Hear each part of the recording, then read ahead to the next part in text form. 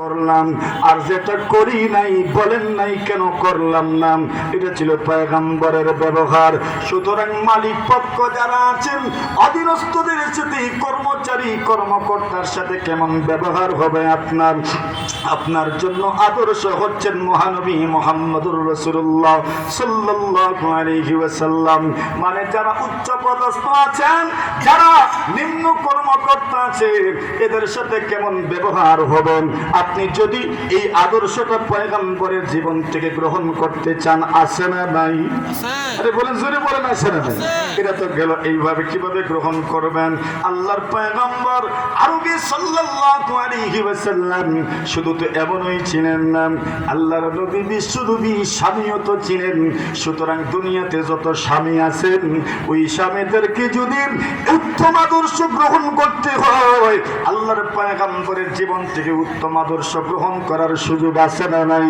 কেন আপনি যেমন স্বামী, আল্লাহর পয়গম্বর তো স্বামী ছিলেন। বুঝে আসতেছে তো আল্লাহর রাসূলের জীবনে কেমনে রয়ে গেল সবার জন্য উত্তম আদর্শ। আপনি স্বামী হিসাবে নবীজির জীবন থেকে আপনি আদর্শ গ্রহণ করতে পারেন। একজন স্বামী তার স্ত্রীর সাথে কেমন আচরণ করবে। আল্লাহর নবীজির স্ত্রী আম্মা জান আয়েশা সিদ্দিকা রাদিয়াল্লাহু তাআলা আনহা বলেন, আল্লাহর নবীজির দাম্পত্য জীবন কেমন ছিল, আল্লাহর নবীর দ্বৈত জীবনটা কেমন ছিল, আল্লাহর পয়গম্বরের পারিবারিক জীবন, বিবাহিত জীবন কেমন ছিল। আম্মা জান আয়েশা সিদ্দিকা বলেন, কানা ইয়াকুনু ফি মাহানাতি আহলিহি তানি খিদমাত আহলিহি। আম্মা জান আয়েশা বলেন, আল্লাহর পয়গম্বর পরিবার পরিজন স্ত্রীদেরকে সহযোগিতা করতেন, এদের কাজে সহযোগিতা করতেন। আর আমাদের অবস্থাগুলো রাসূলের জীবন থেকে তো আদর্শ গ্রহণ করেন না। রমজান মাস যখন আসে, ইফতারের আইটেমের বর্ণনা দিতে দিতে শেষ নাই, অর্ডার দিতে দিতে শেষ নাই। নিজে শুধু অর্ডার দিতে জানেন, পরিবারকে একটু সহযোগিতা করবেন এই গরজ আমাদের কারো নাই। জুড়ে বলেন ঠিক কিনা? অথচ আম্মা জান বলেন, আল্লাহর পয়গম্বর নিজের পরিবার পরিজনকে কাজে সহযোগিতা করতেন। আল্লাহর নবীজি সাধারণ জনগণের সাথে পয়গম্বরের আচরণ কেমন ছিল। সাধারণ জনগণ বলতেন, এই কথাটা বোঝানোর জন্য আগে তো বলতে হবে সাধারণ জনগণ বলতে তো বোঝা যায় পয়গম্বর রাষ্ট্রনায়ক ছিলেন। সুতরাং দুনিয়ার রাষ্ট্রনায়করা যদি আল্লাহর পয়গম্বরের জীবন থেকে আদর্শ গ্রহণ করতে চায়, প্রধানমন্ত্রীর আদর্শ আসেনি নবীজির জীবনে। আপনি আল্লাহ তো বললেন, লাকাদ কানা লাকুম ফি রাসূলিল্লাহি উসওয়াতুন হাসানাহ। নবীর জীবনে সবার জন্য উত্তম আদর্শ রয়েছে। আমরা তো জানি এই পৃথিবীতে যারা যে রাষ্ট্রে বসবাস করি, আপনার রাষ্ট্রে একজন রাষ্ট্রপতি আছেন, যিনি ফার্স্ট নাগরিক, প্রথম ব্যক্তি, প্রথম অভিভাবক। আরেকজন হচ্ছেন প্রধানমন্ত্রী। আরো মন্ত্রী পরিষদ যত বড় হবে, মন্ত্রীদের আরো বিভাগ বাড়তে থাকবে। আরো যত কর্মচারী কর্মচারীরা দুনিয়াতে আছে, পয়গম্বর আলাইহিস সালাতু ওয়াস সালামের জীবদ্দশায় রাষ্ট্রপতির আদর্শ আছে কিনা, নবীর জীবদ্দশায় একজন প্রধানমন্ত্রীর আদর্শ আছে কিনা। আপনাদের কুলাউড়া শহরে মেয়র ছিলেন, আগামী দিনেও যখন নির্বাচন হবে তখন মেয়ররা আসবেন। আল্লাহর নবীজি সাল্লাল্লাহু আলাইহি ওয়াসাল্লামের জীবন আদর্শ থেকে একজন মেয়রের আদর্শ গ্রহণ করা যাবে কিনা।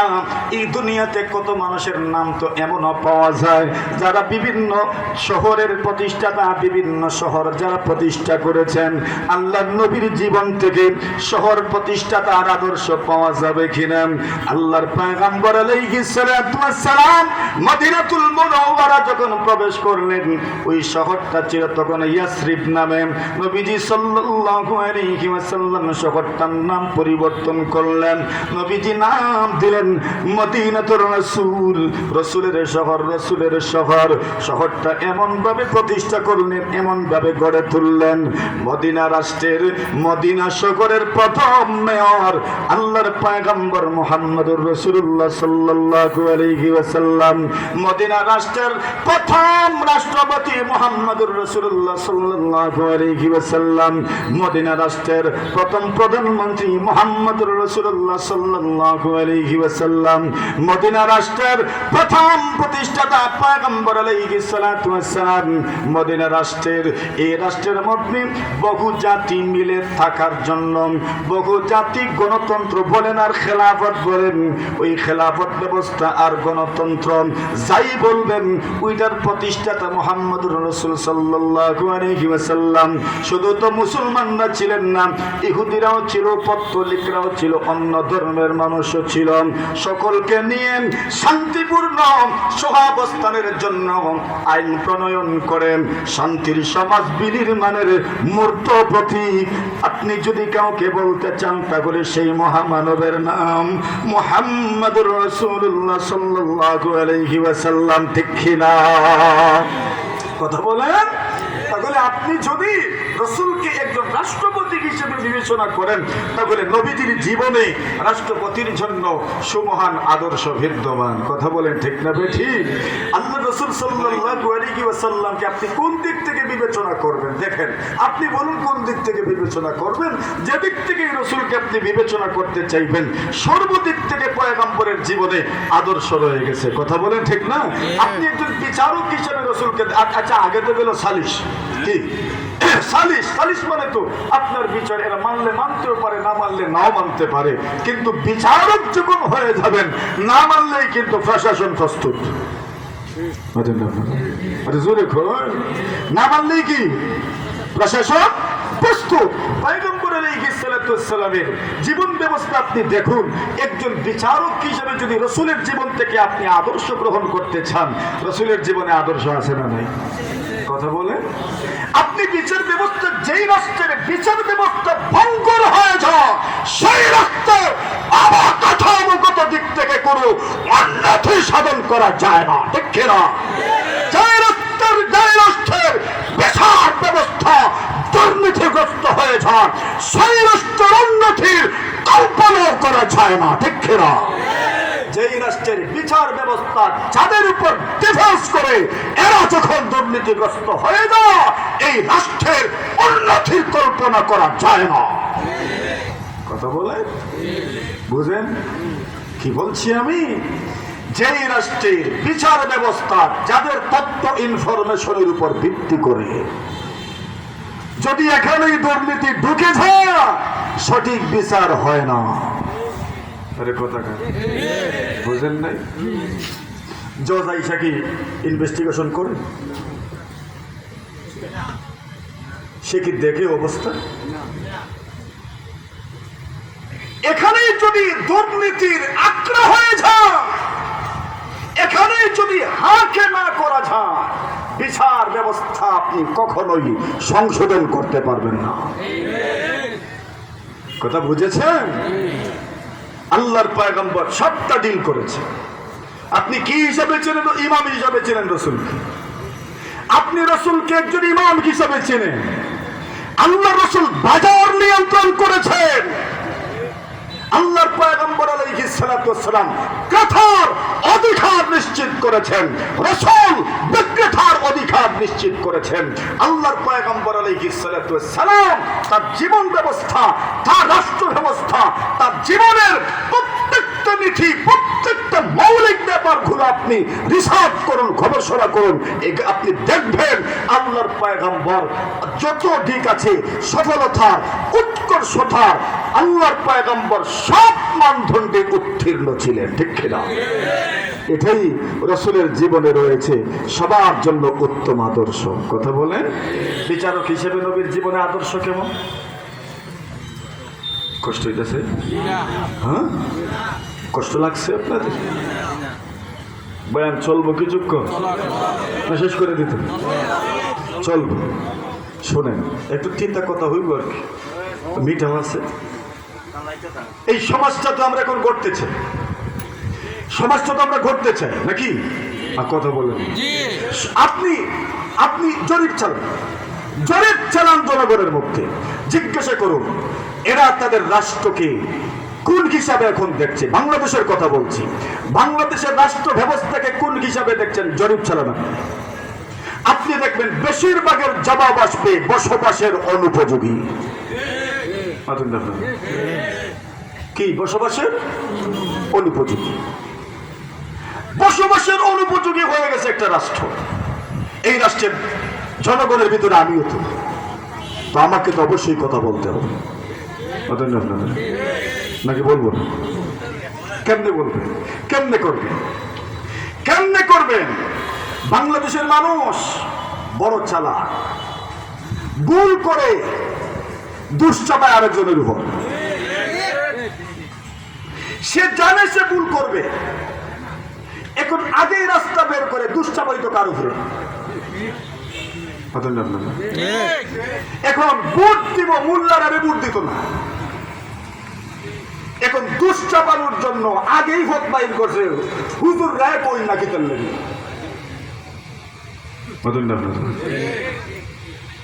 এটা দুশ্চাপাই তো কার উপরে?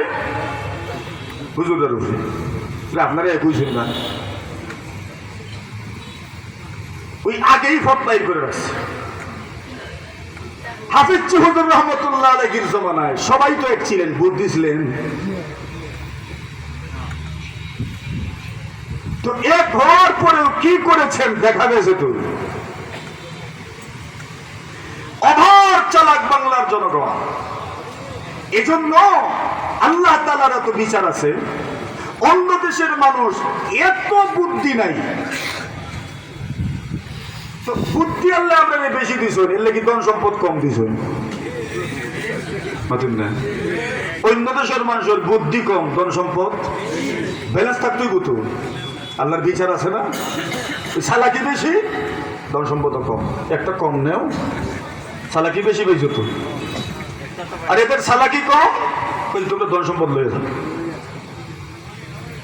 এর লাগি যত সরল সহজ জীবন যাপন করবেন, যত বেশি অন্যকে সেভ করার চিন্তা করবেন, অন্যকে দোষারোপ করার, অন্যকে দোষী সাব্যস্ত করার মন মানসিকতার থেকে যত বেরিয়ে আসবেন। এই ওয়াজ আমি আপনাদেরকে করছি না, এই ওয়াজ আমি আমার স্বজাতিকে করছি, আমি আমাকে করছি, আমি আমার লেবাসদারিদেরকে করছি। যত বেশি অন্যকে দোষারোপ করার চিন্তা থেকে বেরিয়ে আসতে পারবেন, তত বেশি উত্তম জীবন যাপন করতে পারবেন। কিন্তু আমরা নিজে দোষ করবো, বাস নিজে কিভাবে নিরপরাধ সাজতে পারি ওইটা অন্যের গায়ে ছাপানোর জন্য আগের থেকেই পথ খুঁজি। আপনারা যাক, ওই দিকে আর গেলাম না। এখন আসেন বিচার ব্যবস্থায় রসুলের অবস্থানটা কেমন ছিল একটা ঘটনা শুনি আপনাদেরকে। নবী আলাইহিস সালাতু ওয়াস সালাম চুরি করলে, অপরাধ করলে হাত কেটে দেওয়া হয়। আল্লাহর কোরআনের আইন, যদি কেউ চুরি করে, আস-সারিকু ওয়াস-সারিকাতু, চুরি করি পুরুষ যদি হয়, নারী যদি হয়, ফাক্তাউ আইদিয়াহুমা, আল্লাহ বলছেন হাত কেটে দাও। কি করো? হাত কেটে দাও। এই পৃথিবীর মানুষ বর্তমান দুনিয়াতে সবাই নিজের দেশের অপরাধ, নিজের দেশের দুর্নীতি নিয়ে কথা বলেন, কিন্তু দুর্নীতি দমন করতে করলে কি করতে হবে তা নিয়ে কোনো চিন্তাই নেই। আল্লাহর হাবিব সাল্লাল্লাহু আলাইহি ওয়াসাল্লামের যুগে কুরাইশ গোত্রের একটা শাখা গোত্র বনু মাখজুম গোত্র, সেই বনু মাখজুম গোত্রের একজন সম্ভ্রান্ত মহিলা চুরি করে বসলেন। মানুষ যখন বদভ্যাস হয়ে যায়, কত মানুষ এই সমাজে বালগরের মানুষ চোর হয়ে যায়, বালগরের মানুষ চোর হয়ে যায়, তখন সকল গোত্রের খানদানের সব মানুষ মিলে চিন্তা করতে থাকে, এটা তো পরিবারের মান ডুবাবে, খানদানের গোষ্ঠীর ইজ্জত ডুবাবে, চোর হয়ে যাবে। যদি কোনো জায়গায় ধরা পড়ে যায় তবে তো সবার নাক কাটা যাবে। ওই মহিলা চুরি করে বসলেন। কুরাইশ গোত্রের মহিলা, বনু মাখজুম গোত্রের মহিলা চুরি করেছেন। আল্লাহর হাবিব বিশ্ব নবী মুহাম্মদুর রাসূলুল্লাহ সাল্লাল্লাহু আলাইহি ওয়াসাল্লামের আদালতে যখন চুরির অপরাধ প্রমাণিত হয়ে যাবে, হাত তো কেটেই ফেলবেন, কিন্তু ওই মহিলার হাত যদি কেটে দেওয়া হয়, চোর তো আচ্ছা একটা অপরাধী, কিন্তু চুরুনি যদি হয় অপরাধটার মাত্রা আরো বাড়ে না কমে? চোর কইলে যতটুকু ইজ্জতে ধরে, চুরুনি কইলে আচ্ছা। চোর তো মনে করেন ছেলে আছে, চুরুনি হইলে তো বড় বিপদ, বিয়ে তো দেওয়া বড় মুশকিল হয়ে যাবে। আর চুরুনি প্রমাণ করার জন্য আলাদা তথ্য ইনফরমেশনের কোনো প্রয়োজন নাই। হাত কাটা দেখলেই তো বোঝা যাবে চুরি করেছে, এই জন্যই তো হাত কর্তন করা হয়েছে। আর তো কোনো দলিল লাগবে না, প্রমাণ লাগবে না সে যে চুরি করেছে। এবার বনু মখজুমের মানুষগুলো চিন্তায় পড়ে গেলেন। শুধু ওনারা নয়, নবীর সাহাবায়ে কেরামদের মধ্যে অনেকেই চিন্তায় পড়ে গেলেন। একটা সম্ভ্রান্ত খানদান, উঁচু খানদান, বড় মানুষ, এই খানদানের মহিলার যদি চুরির অপরাধে হাত কর্তন করে দেওয়া হয় তবে তো এই খানদানের নাম দাম সুনাম সুখ্যাতি এর উপর কালিমা লেপন করা হয়ে গেল। এবার সকলেই চিন্তা করলাম, নবীজি তো পাওয়ারফুল, আল্লাহর পয়গম্বর আলাইহিস সালাতু ওয়াস সালাম পাওয়ার হাউস, ওনার কাছে তো সব ক্ষমতা আছে। উনি চাইলেই তো শাস্তি প্রয়োগ করতে পারেন। উনি যদি একটু চিন্তা করেন আর একটু যদি বিবেচনা করেন, উনি তো চাইলে শাস্তি রহিত করে দিতে পারেন। এই জন্য চলো পয়গম্বরের কাছে রিকোয়েস্ট করি, পয়গম্বরকে গিয়ে অনুরোধ করি রসুল যেন তার হাত কাটার শাস্তিটা রহিত করে দেন। আল্লাহ রসুল যেন স্থগিত করে দেন, যেন তার হাত কর্তন করা না হয়। কিন্তু চিন্তায় পড়ে গেলেন, এমন সুপারিশ করবে কি? চুরি করলে হাত কেটে দেওয়া ইসলামের দণ্ডবিধির অন্তর্ভুক্ত। ইসলামের দণ্ডবিধির ব্যাপারে নিয়ম আছে, যদি কোনো মানুষকে কেউ হত্যা করে তাহলে ওই আদালতে যদি মামলা হয় আর হত্যা যাকে করা হয়েছে এমন কোন দুর্ঘটনা আল্লাহ আমাদের জীবনে না ঘটাক, সবাই বলেন আমিন। কিন্তু যদি কোনো দুর্ঘটনা ঘটে যায় তাহলে আদালত যদি মামলা গ্রহণ করে, মামলা গ্রহণ করার পরে এইবার আদালতকে রায় দিবে, হয়তো ফাঁসির রায় দিবে আর না হয় রক্তপণের রায় দিবে। রক্তপণ আদায় করতে হবে। যদি ফাঁসির রায় দেয় আর রক্তপণ আদায় করার রায় দেয়, দুটোই তো হত্যাকারীদের জন্য অনেক বড় একটা শাস্তি। কিন্তু বলা হয়েছে যদি শাস্তির অপরাধের বিচারের ক্ষেত্রে যদি হত্যা যাকে করা হয়েছে তার পরিবার পরিজন, তার নিকটাত্মীয়, যাদেরকে আমরা ফরাইজদার বলি, ওয়ারিশ বলি, এরা যদি বলে আমরা ফাঁসির এই আদেশটা আমরা হত্যার বদলে হত্যা চাই না, বরং তাকে আমরা এই ব্যাপারে মাফ করে দিলাম, আপনি রক্তপণের ওই আইন প্রয়োগ করে এই অপরাধের শাস্তি হিসাবে রক্তপণকে আপনি সাব্যস্ত করে নেন, সুপারিশ করতে পারেন। কিন্তু হুদুদের ব্যাপারে, ইসলামের দণ্ডবিধির ব্যাপারে কোনো সুপারিশ চলে না। এমনকি যদি কেউ চুরি করে, যার সম্পদ চুরি করেছে, সেও যদি এসে বলে আমি ওই চুরিকে মাফ করে দিলাম, হাত কাটার শাস্তিটা স্থগিত করে দেন, ইসলাম বলে তোমার সুপারিশও গ্রহণ করা হবে না। কেন? ইসলামের দণ্ডবিধি আইনের শাসন প্রতিষ্ঠার জন্য এখানে কারো সুপারিশ গ্রহণ করা হয় না। আমাদের সমাজ ব্যবস্থায় অনেক অপরাধের শাস্তি শুধু এক ফোনে আর এক দেখাতেই শেষ হয়ে যায়। জুড়ে বলেন ঠিক কিনা? আমার ভাইরা, আল্লাহর পয়গম্বর আলাইহিস সালাতু ওয়াস সালাম কে সুপারিশ করতে আসবে? আল্লাহর পয়গম্বর আলাইহিস সালাতু ওয়াস সালামের কাছে এত গুরুত্বপূর্ণ ব্যাপারে সুপারিশ করার মতো সাহস কার আছে? আল্লাহর হাবিবের সাহাবায়ে কেরাম পরামর্শ করলেন, লা ইয়াজতারিউ আলাইহি ইল্লা উসামা ইবনে যায়েদ। বুখারী শরীফের বর্ণনা। আল্লাহর হাবিবের সাহাবায়ে কেরাম বলেন